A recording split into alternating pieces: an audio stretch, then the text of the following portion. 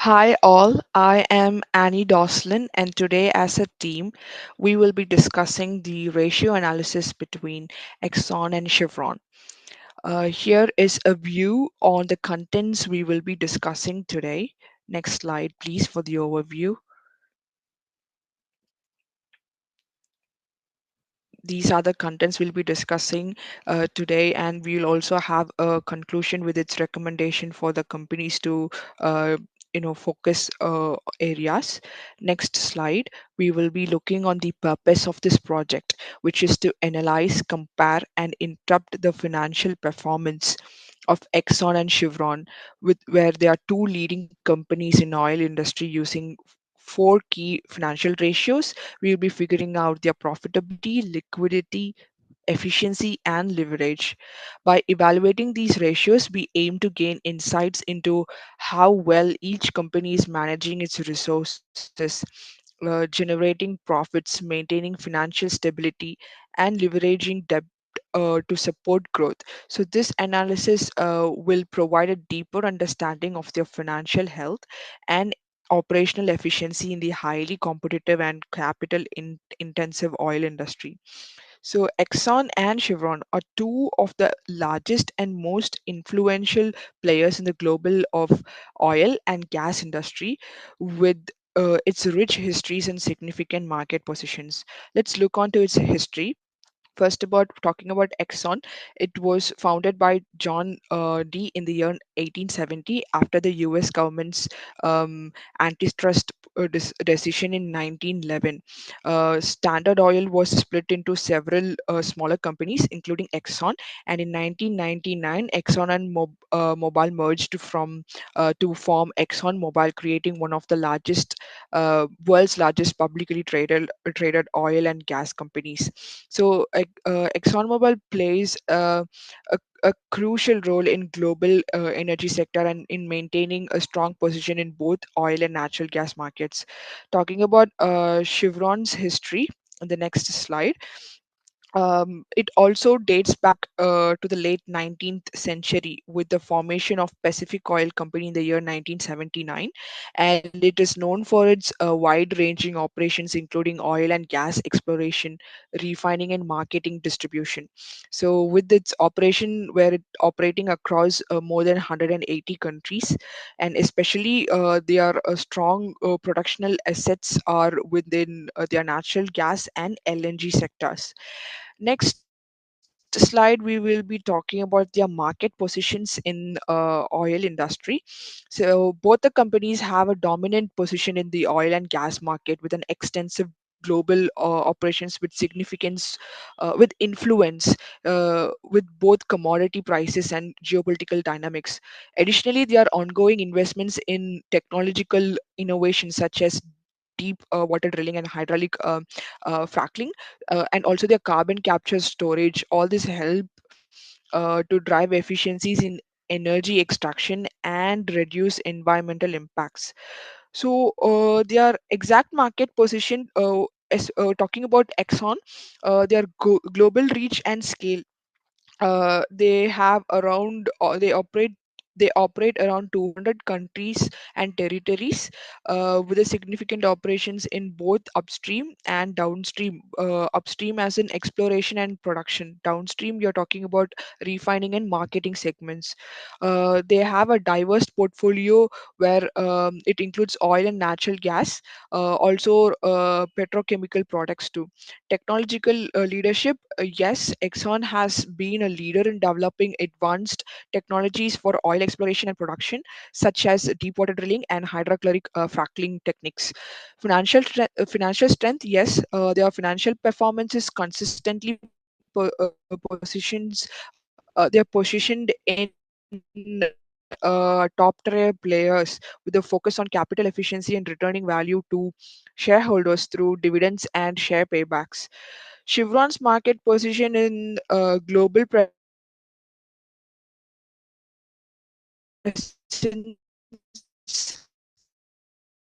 and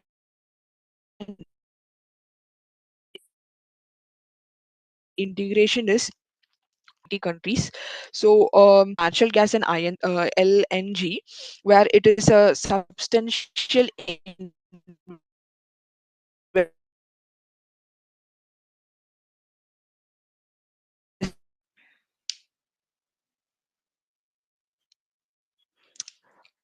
talking about focus on natural gas and LNG of Chevron in market position, where it has substantial investments in large scale LNG projects.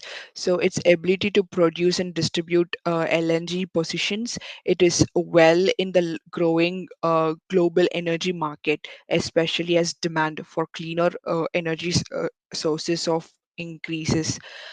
Third, we can talk about when we see strong upstream assets. Yes, Chevron has a strong upstream assets when they produce oil and natural gas in all over the world. So the key regions are Gulf of Mexico and in the offshore fields of Australia and West Africa. Sustainability and innovation, where it has a significant investment in renewable energy technologies, including biofuels and geothermal. So it has a focus on sustainability, where the company navigates to global transition towards cleaner energy. The next slide, we will look onto the key trends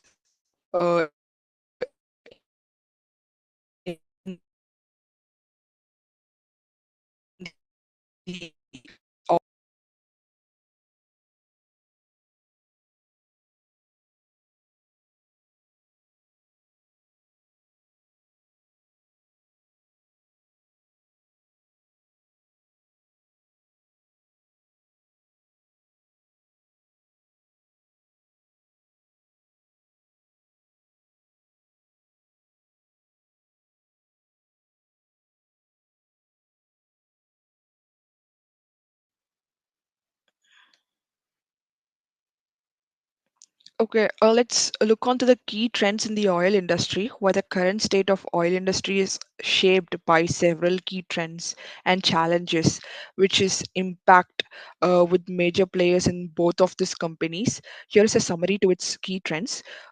First trend is about energy transition and sustainability pressure, where there is an increasing global focus on reducing carbon emissions, with governments and consumers demanding cleaner energy sources. So this is driving the oil industry to invest more in renewable energy, carbon capture technologies, and cleaner fuels. Both Exxon and Chevron are aligning with this trend, with Chevron focusing highly on natural gas and LNG, and Exxon making investments in carbon capture and renewable energy technologies. Technological innovation, it advances in drilling technology, including hydraulic fracking and deep water drilling. So they are in continuous to improve operational efficiency and reduce costs. Exxon and Chevron both invest highly in these technologies to maintain production levels and profitability, where particularly in shale oil and in offshore fields. Decarbonization and ESG, where it's elaborated as an environmental social governance trends. So pressure from investors, governments, and the public, as usually, on is growing in oil companies to address climate change and implement strong environmental, social, and governance practices. So both companies are working on reducing their carbon footprints through the oil industry's contribution to global emissions, which remains a significant challenge. In the next slide, we will be talking few points about the challenges faced by both the companies. First one is environmental and regulatory pressures, where regulations are becoming stricter, especially in Europe and North America, when it comes to carbon emissions and oil spills, where a push from cleaner energy is always pronounced in the regulatory factors. Geopolitical risks and supply chain. disruptions where it's a key in oil producing regions in Middle East and in Russia, where it can disrupt supply chains and impact oil prices too. Oil price volatility, where despite the recovery in demand post pandemic, oil prices remain volatile due to shifts in global demand and geopolitical events. So, this is one of the challenges faced. Um, Transition to cleaner energy, where the oil sector is undergoing a transformation with an increasing focus on renewables, energy efficiency, and cleaner technologies, where both the companies are investing in these areas but face the challenges of balancing their traditional oil and gas operations with a need to diversify into low carbon energy sources. So this transition is complex, where requiring sufficient and significant capital investment and adoption are required in this infrastructure. Fifth challenges is public and investor pressure on ESG. As discussed before, companies are undergoing a lot of pressure from all those consumers and investors. So, shareholders are increasingly demanding both the companies to take meaningful steps to reduce their environmental impact, while also ensuring strong governance and social responsibility. With both the companies are working on improving these ESG metrics, but this remains a challenge as their core business involves around fossil fuels. Over to Yadav to discuss on the financial statements and to proceed with the ratio analysis.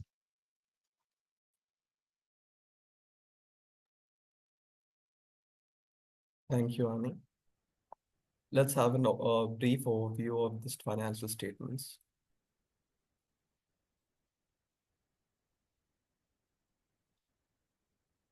This is a look at the revenue, net income, total assets, and the operating cash flow. We shall discuss them further in the following slides.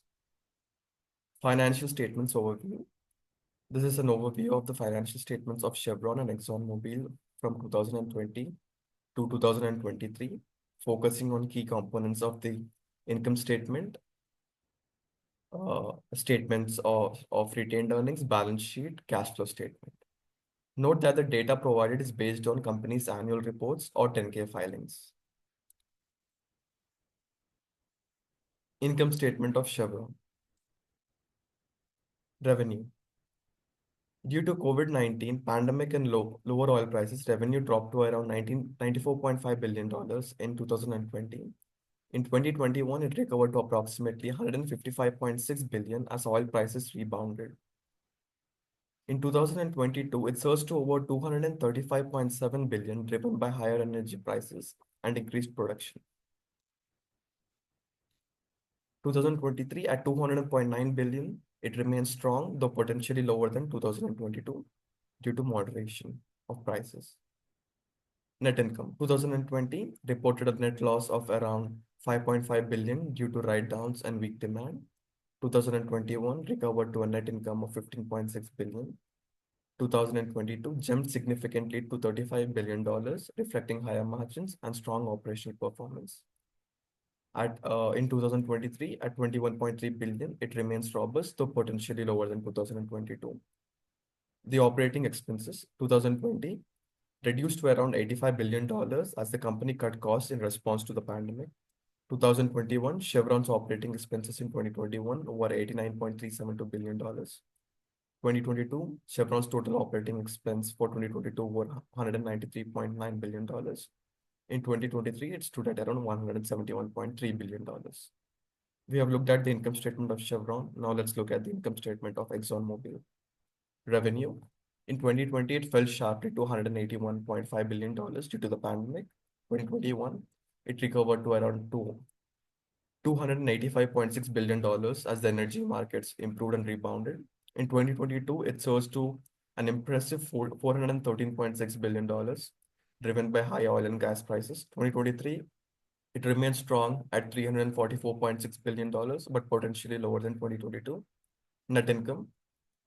It reported a loss of $22.4 billion, including significant write-downs in 2020. 2021 recovered to a net income of $23 billion. 2022, It soared to $55.7 billion, a record high for the company. 2023, a slight reduction to $36 billion. Operating expenses. 2020 reduced to around $200 billion as the company implemented cost-cutting measures. 2021 to 2023. It increased gradually due to higher production and operational costs. This is a look at the revenue graph of both Chevron and Exxonmobil on left side, and the net income of Chevron and Exxonmobil on the right side.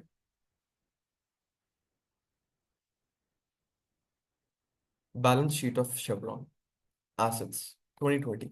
Total assets were around $239 billion with significant investments in upstream, downstream operations. 2021 grew steadily, reaching approximately $260 billion by 2023, driven by acquisitions and capital expenditures. Liabilities. 2020, total liabilities were around $107 billion, including debt and environmental obligations. 2021 to 2023, liabilities remained relatively stable, with debt reduction efforts offsetting financial obligations. Shareholders' equity. 2020, equity stood at around $132 billion. From 2021 to 2023, it increased to approximately $150 billion by 2023, reflecting retained earnings and strong profitability. The balance sheet of ExxonMobil. Assets. Total assets were around $268 billion with significant investments in oil and gas reserves.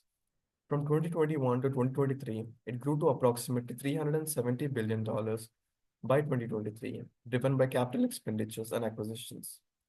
Liabilities. 2020. Total liabilities were around $163 billion, including long-term and environmental liabilities. 2021 to 2023, liabilities increased slightly, reaching around $180 billion by 2023 as the company invested in growth projects. Shareholders' equity. 2020, equity stood at around $157 billion. From 2021 to 2023, increased to approximately $190 billion by 2023, reflecting strong earnings and retained profits. This is a look at the assets of both Chevron and ExxonMobil. Cash flow of Chevron. Operating cash flow. In 2020, it declined to around $12 billion due to lower oil and prices demand. Low oil prices and demand. 2021 recovered to $25 billion as energy markets improved. 2022 surged to $49 billion driven by higher oil prices and strong operational performance. 2023 slightly contracted to around $45 billion. Investing cash flow. In 2020, reduced capital expenditures to around $11 billion. From 2021 to 2023, increased expenditure reaching around $15 billion by 2023 as the company invested in growth projects. Financing cash flow. In 2020, it focused primarily on debt reduction and maintaining dividends. From 2021 to 23, it continued to prioritize shareholder returns through dividends and share buybacks. Cash flow of ExxonMobil. In 2020, it declined to around $14 billion. In 21, it recovered to $48 billion, and in 22, it surged to around $76 billion. Whereas in 23, it slightly contracted to around $56 billion. Investing cash flow. In 2020, the capital expenditures rose to around $21 billion, and from 21 to 23, they increased gradually, reaching around $25 billion by 23, as the company started investing in low carbon initiatives and traditional energy projects. Financing cash flow. In 2020, it focused on debt reduction and maintaining dividends. And from 2021 to 23, it prioritized shareholder returns through dividends and share buybacks. This is the graph representing the operating cash flow of both Chevron and ExxonMobil. Let's have a look at the profitability ratios. Gross profit margin. The gross profit margin reflects the percentage of revenue remaining after deducting the cost of goods sold. It indicates the production efficiency and pricing power. Mathematically, it is represented as gross profit by net sales into 100. Gross profit margin of Chevron. In 2020, it remained at 18.62%, in 21 to 35.95%, in 22 to a 43.71%, and in 23 it declined to 33.48%. Exxonmobil. In 2020, the gross profit margin was 14.8% due to a pressure from the pandemic's impact. In 21, it recovered to 30.44%. In 22, it increased significantly to 42.29%. And in 23, it declined slightly to 35.18%. Comparison between the two, Chevron has consistently achieved higher gross profit margins than ExxonMobil, indicating better cost management and operational efficiency. Here's a look at the gross profit margin comparison between the two. Operating profit margin, it measures the company's operational efficiency and profitability. Mathematically, it is earning before interest and taxes divided by revenue into 100. Chevron. In 2020, the operating profit margin was minus 5.8%. In 21, it recovered to 9.6%. In 22, it jumped to 14.4%. In 2023, it declined to 10.63%. ExxonMobil. In 2020, the profit margin was minus 12.36%, reflecting significant losses and write-downs. In 21, it recovered to 6.2%. And in 22, it surged to 13.46%. And in 23, it declined slightly to 10.45% as the energy prices stabilized. Comparison between the two. Chevron has consistently achieved higher operational profit margins than ExxonMobil, reflecting its stronger cost management and operational efficiency. Here's a look at the operating profit margin of the same. Return on assets. ROA measures how efficiently a company uses its assets to generate profit. It is mathematically represented as net profit by total assets into 100. Return on assets. Chevron. 2020 RAI was minus 2.46%, 21 6.5%. In 22, it increased significantly to 9.5%. In 23, it declined slightly to 8.2%. ExxonMobil. In 2020, RAI was minus 4.7%. 21, it recovered to 3.67%. And in 22, it surged to 8.28%. And in 23, it declined to 6.53%. Comparison between the two. Chevron consistently achieved higher ROA than ExxonMobil, indicating better asset utilization and efficiency. Here's a look at the ROA comparison between this Chevron and ExxonMobil. Return on equity. ROE measures the return generated on shareholders' equity, reflecting how effectively a company uses equity capital to generate profits. Mathematically, it is represented as net profit divided by equity into 100. Return on equity. Chevron. In 2020, ROE was minus 8.12%. 21, it recovered to 11.54%. 22, it jumped to 23.8%. In 23, it declined to 13.3%. ExxonMobil. In 2020, ROE was minus 19.36%. In 21, it recovered to 11.98%. In 22, it surged to 27.26%. And in 23, it declined to 16.97%. Comparison between the two. ExxonMobil achieved higher ROE than the Chevron in 2022 and 23, reflecting its stronger recovery and efficient use of equity capital. However, Chevron outperformed ExxonMobil in 2021. Here's a look at the ROE graph. Now my colleague will take over the rest of the presentation.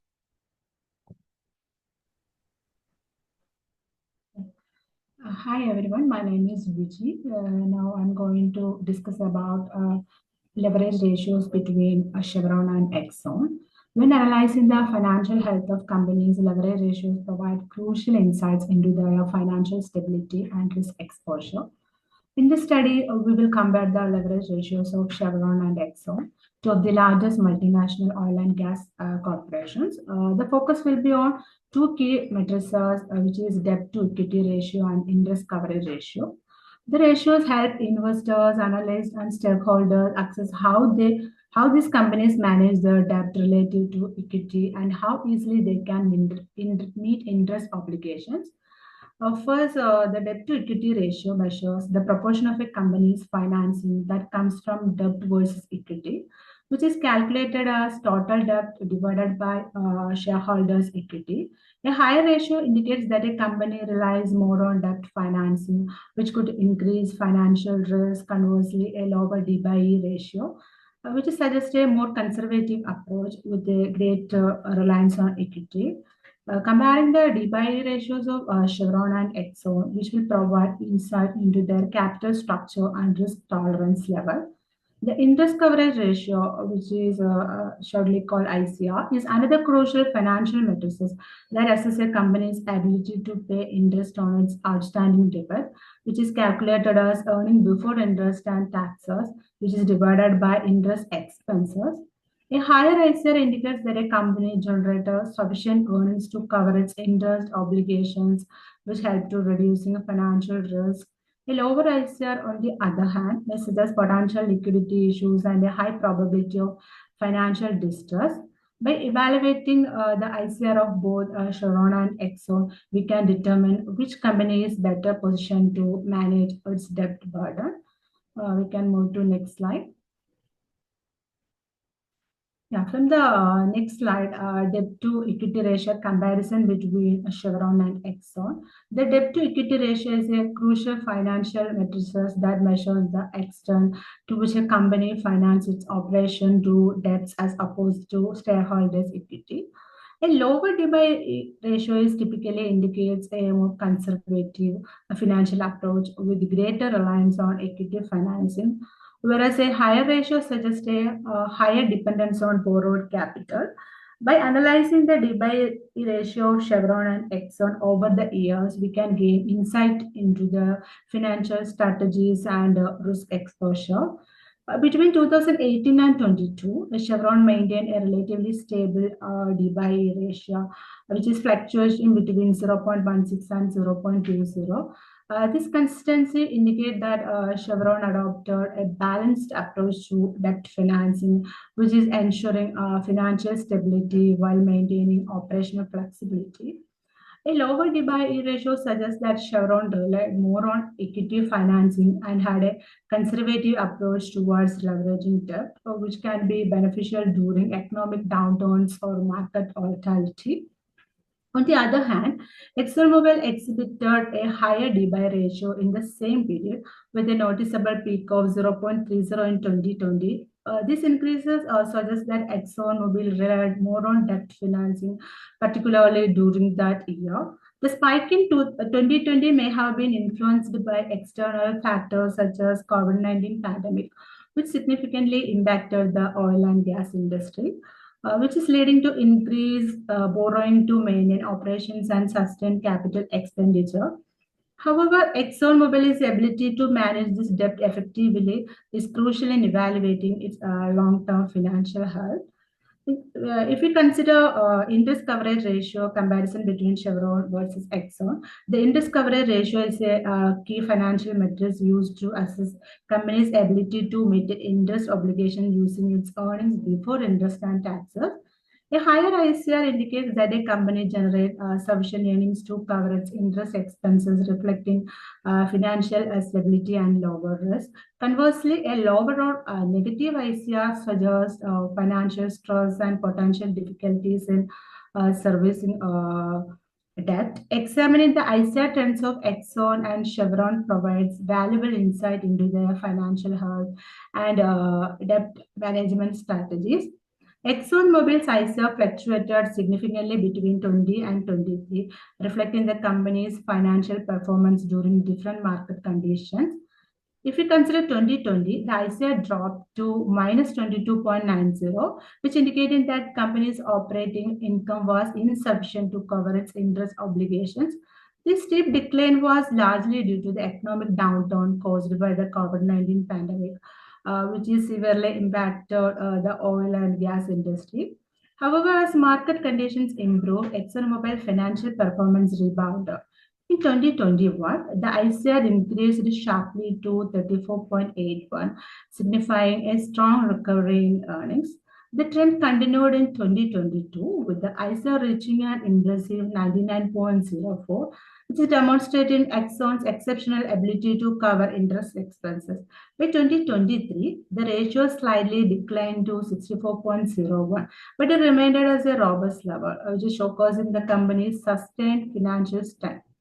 However, considering Chevron historical lower, a more stable debt to equity ratio, it is reasonable to infer that its ICRA remained healthy throughout this period. A lower D/E ratio suggests a more conservative approach to debt financing, which typically translates to a strong ability to meet interest obligations. If you consider Chevron's financial discipline and lower reliance on debt likely contributed to a stable ICR, which is minimizing financial risk even during a period of market volatility. Next slide. Yeah, here graphical representation between Chevron and Exxonmobil's leverage ratios. To better understand the financial strategies of Chevron and Exxon, we will use graphical representation to compare their debt to equity ratios and interest coverage ratio. Over the specific period, these visual comparisons highlight trends in debt reliance and financial stability, making it easier to interpret how each company manages leverage and interest obligations in different market conditions. From Graph 1, debt to equity ratio from 2018 to 2022. The first graph illustrates the D/E ratios of Chevron and Exxon from 2018 to 2022, which is showcasing their different approaches to financial leverage. Chevron consistently maintained a lower and stable D/E ratio, which is fluctuating between 0.16 and 0.20. This indicates a conservative financial strategies with a lower reliance on debt financing. In contrast, Exxon exhibited a greater variation in its D/E ratio, which is peaking at 0.30 in 2020. This spike suggests that ExxonMobil relied more on debt financing during the economic downturn caused by the COVID-19 pandemic, which is possibly to sustain operations and investment activities. However, in subsequent years, Exxon reduced its debt, bringing its D/E ratio down to 0.22 by 2022, reflecting a shift towards deleveraging and improving financial stability. From graph 2, ExxonMobil's interest coverage ratio between 20 to 23. The second graph focuses on Exxon's interest coverage ratio between 20 and 23, highlighting fluctuating in the company's ability to meet interest obligations. In 2020, ExxonMobil's ICR turned negative, which is around minus 22.90, which is indicating that its operating income was insufficient to cover interest expenses. This was primarily due to low earnings and higher debt level during the economic downturn. However, as market conditions improved, ExxonMobil's profitability recovered, leading to a sharp increase in ICR to around 34.81 in 2021. This positive trend continued in 2022, with the ICR peaking. Yeah, from 2022, with the ICR peaking at 99.04, reflecting strong profitability and a high capacity to cover interest expenses. In 2023, the ratio slightly declined to 64.01, but it still demonstrated a strong financial position, which indicating that the company remained capable of managing its debt obligations effectively. Now I'm going to conclude my session. The graphical comparison provides clear insight into how Chevron and Exxon differ in their leverage strategies. Chevron maintained a more stable and conservative financial structure, while Exxon experienced greater fluctuations, particularly in response to economic challenges. However, Exxon's strong recovery in ICR after 2020, which has demonstrated its ability to adapt and improve financial stability over time. These trends underscore the importance of analyzing leverage ratios when assessing a company's financial health and risk management strategy. Thank you.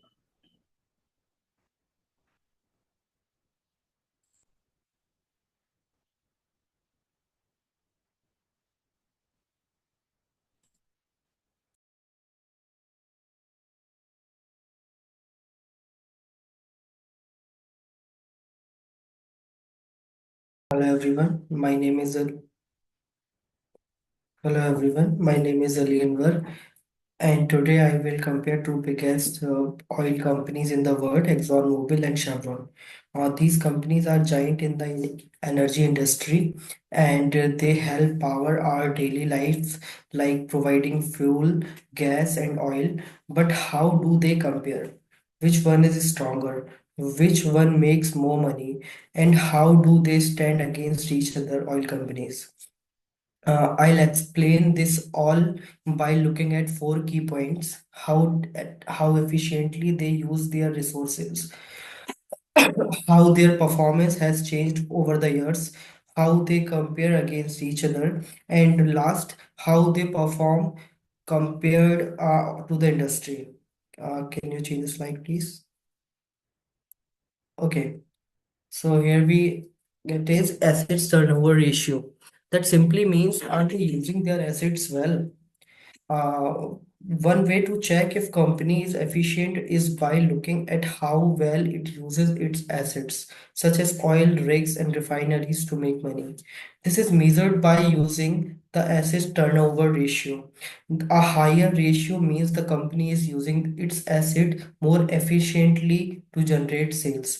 Both ExxonMobil and Chevron have lower asset turnover ratio between 0.5 to 0.8, which is expected in the oil industry because they own expensive assets. However, Chevron has a slightly better ratio, meaning it gets more revenue from its assets. This suggests Chevron manage its projects and resources more efficiently. The second one is inventory turnover ratio. That simply means how fast they sell products. Another important factor is inventory turnover ratio, which shows how quickly a company sells its products and restock them. Here, ExxonMobil has a slightly better ratio than Chevron. This means ExxonMobil has its oil and gas products faster, which could be because of better supply chain management and stronger sales. Why is this important? A higher asset turnover ratio means better resources management. A higher inventory turnover ratio means better sales and smoother operations. If these numbers go down, it could mean slow sales and inefficiencies in management. Can we change the slide, please? Oh, now we are in the comparative analysis. Can you change the slide? Okay. Now we are looking at like this uh, time period comparison, how have they performed over time. Let's take a look at how ExxonMobil and Chevron have performed financially in the last 5 years. In 2019, before COVID-19, the oil market was stable. ExxonMobil made $264.9 billion in revenue, which was almost double Chevron's $146.5 billion. In 2020, the pandemic caused a massive drop in the oil demand. ExxonMobil revenue fell by 31.5% to $181.5 billion, and Chevron dropped even more, 35.3% to $94.7 billion. But in 2021 and 2023, as the market recovered, both companies bounced back strongly. ExxonMobil hits $413.7 billion in 2022, while Chevron reached $246.3 billion. However, both companies face declines in 2023 due to lower oil prices. In 2024, this year has been a challenging because of weaker profits from refining and lower oil prices. However, ExxonMobil still made 8.6 billion in quarter three profits, almost double Chevron's $4.5 billion. So both companies have recovered since 2020, but ExxonMobil has remained stronger in terms of revenue and profit. Can you change the slide, please? Okay, now we are in the peer comparison of ExxonMobil versus Chevron. Who is better? Now let's directly compare these two companies according to revenue, profit, and market size. Let's come to revenue. ExxonMobil always makes more money than Chevron, even in difficult years. Uh, in As we see in profits, ExxonMobil is more profitable. In 2024, it earned $33.7 billion, while Chevron made only 17.7 billion, almost half as much. Market size, ExxonMobil is a bigger company with a market value of $493.7 billion, while Chevron is $290.2 billion. This clearly shows that the ExxonMobil is ahead of Chevron in terms of size, revenue, and profit. While while Chevron is still a strong company, ExxonMobil is the leader in the comparison. Now we are heading to the industry standards. How do they compare to other oil companies? Now, how do ExxonMobil and Chevron compare to the entire oil industry? If we look at the overall oil market, we see a pattern. 2022 was a bad year for all companies because of COVID-19. 2021 and 2022 saw a strong recovery as our oil demand increased. In 2023 and 2024 were weaker due to lower oil prices and refining profits. Even though many companies struggled, ExxonMobil and Chevron remain two of the strongest oil companies in the world. Their large size and strong financial performance give them as an edge over smaller competitions. Can you change the slide, please? Okay. So here you can see the graph in which the graph says the line graph shows how ExxonMobil and Chevron revenue changed from 2019 to 2024. In 2019, ExxonMobil made much more money than Chevron. In 2020, both companies lost a lot of revenue because of COVID-19, but Chevron drop was bigger. From 2021 to 2022, both companies recovered, oil demand increased, the ExxonMobil reaching in its highest revenue in 2022. However, in 2023 and 2024, revenues started falling again due to lower oil prices. ExxonMobil continuously earns more than Chevron, showing it is the stronger company. The graph highlights how both companies follow market trends, but ExxonMobil remain the leader. Let's come to the key takeaways and our conclusion. So, what did we learn from this comparison? Both ExxonMobil and Chevron are stronger companies, but ExxonMobil is the leader. ExxonMobil earns more revenue and profit than Chevron. Chevron is slightly more efficient in managing its assets. 2024 has been challenging, but ExxonMobil still remain in a stronger position. Both companies are among the top oil companies in the world. To sum it up, while Chevron is a great company, ExxonMobil is the clear winner when it comes to the financial performance, market size, and overall dominance. Thank you all for listening. Next slide will be presented by Annie.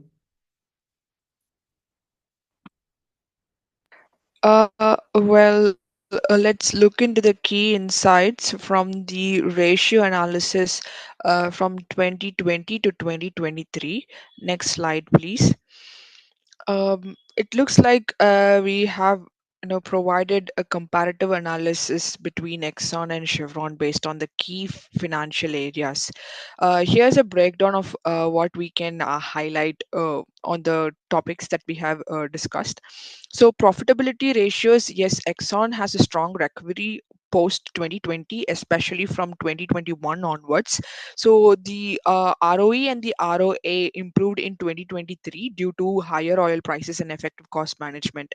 In Chevron, Similarly, they have experienced a strong recovery after 2020 with higher profitability ratios with slighter lower margins compared to Exxon. So, in liquidity ratio, Exxon has maintained a solid liquidity with current ratios above 1 and showing an ability to cover short term liabilities too. Also, in Chevron, they have demonstrated strong liquidity with current ratios above 1, indicating a good position to cover strong short term obligations. Leverage ratios, Exxon has increased their debt to equity ratio in 2020 to 2021 due to capital raising, but reduced leverage by 23 as the financial situation stabilized. But Chevron, they were a more they had a more approach in maintaining a steady and in cautions leverage ratio throughout the period.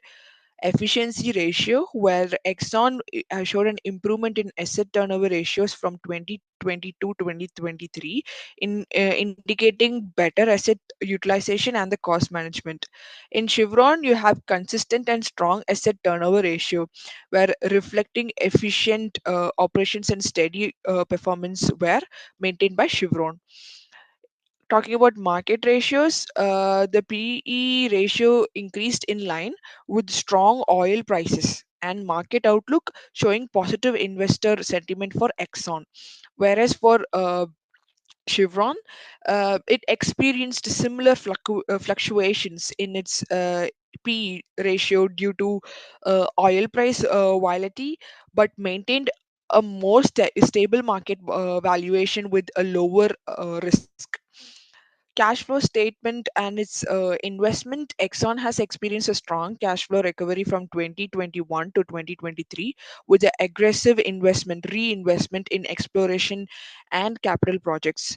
Whereas Chevron, it showed a solid cash flow but focused more on the balanced investment with an emphasis on shareholder returns such as dividends and buybacks. Overall, both companies are doing well, especially after recovering from the pandemic effects. With differences in their strategies, Exxon focuses more on reinvestment, and Chevron focuses on the balanced investment and shareholder returns. The next slide, we will look on to the recommendations, where the first recommendation that we would like to that we found figured out using this analysis was risk tolerance consideration, where for Chevron it could be more attractive investment as it exhibited more stable investment, suggesting less volatility and a lower risk profile, which is appealing to risk investors. Then we have investment horizon, where short-term investors or traders for Chevron and for Exxon. For Chevron, might be preferable due to its conservative approach and consistent efficiency, and also solid cash flow management. But for Exxon, it might be a pressure more short-term trading opportunities, especially if market conditions cause volatility in oil prices. So to sharper fluctuations in stock prices, which can be beneficial for short-term gains if it's timed correctly. Third, we would like to recommend about the dividend yield preferences, where Chevron appears to be a better choice for investors seeking reliable dividends and shareholder investments. So capital we can also bring in the capital appreciation focus, where if we are focused on capital appreciation and potential for higher growth, Exxon might provide a better opportunity, especially if you believe in the company's long term strategy and the ability to recover from its more uh, leveraged positions. So Exxon's reinvestment into capital projects could pay off with greater returns, though this comes with more risks. Fourth, we would like to recommend about market sentiment and oil price, where Chevron's more conservative approach might offer more protection, but Exxon is more sensitive to price volatility due to its higher debt levels and aggressive growth in initiatives. Next slide, we will be talking about the fifth recommendation, where leverage and debt management. where Chevron offers a safer bet due to its more stable and conservative leverage ratio. Exxon's debt load could potentially lead to higher costs in raising their interest rate environment, although it also offers a higher growth potential. Diversification strategy, diverse exposure for investors. Um, looking to hedge risk, where Exxon and Chevron they have balancing the risk, a higher risk, so higher reward potential for Exxon with the stability and conservative approach for uh, Chevron. So this allows exposure to both aggressive growth and stable income with less overall risk compared to investing in only one company. Seventh, we would like to recommend about the monitor operational efficiency and cost management. Exxon focuses on increasing asset utilization and reducing cost, can improve its bottom line significantly if oil prices continue to rise. But Chevron, its steady operational performance could continue to deliver reliable returns, making it a safer bet during times of market uncertainty or even during economic downturns. So these are the seven recommendations that we figured out using this analysis. Concluding, next slide. We would like to conclude that Chevron is better suited for conservative investors looking for stability, consistent dividends, and for lower risk. Exxon could be more appealing to those who are comfortable with volatility and are seeking higher growth potential from in reinvestments in capital and exploration projects. So both companies offer solid long-term potential, but the choice depends on your risk tolerance, investment horizon, and focus on either growth or income. Thank you.